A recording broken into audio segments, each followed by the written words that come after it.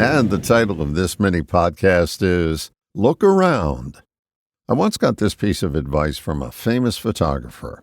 When you're scoping out a scene and it's just not looking good enough to your eye, turn around and look the other way. Chances are you'll discover something quite worthwhile. Seems this piece of input goes well past photography. How often do we mistakenly judge a book by its cover? That's the time to take a breath, exhale slowly, and look in another direction. My experience is you'll find something there that dismissal will never discover. There is more to others than your judgments about them. In the past, I used judgments as a protection mechanism. If I had a less than elegant experience with someone and came in contact with someone quite similar, I looked past them. I missed a lot by doing that. When I explore people past my prejudice, I often find there's a lot more there. Connections are made when we push past our judgments. Reminds me of a story I've told before. I used to go to this dry cleaner because they did a wonderful job of pressing shirts, the best I had ever experienced. But my experience there was not pleasant.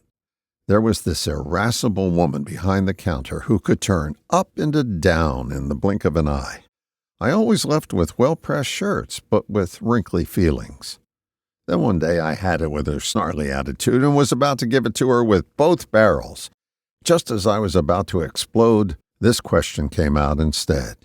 "You seem to be so unhappy." That's all it took.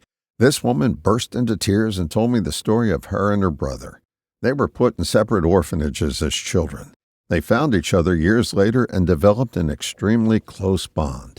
He was now dying of some dread disease, and that inseparable bond was about to be broken. This hardened woman softened before my eyes, and I got a hug along with my shirts that day. Every visit thereafter was with a person I took another look at. When you feel an instant judgment come up, look around. You'll make connections that heretofore went directly to the lost and found. All the best, John. Oh, P.S.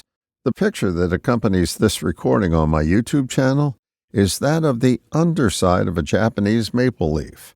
The top of the leaf didn't capture my eye, so I took a photo of the other side.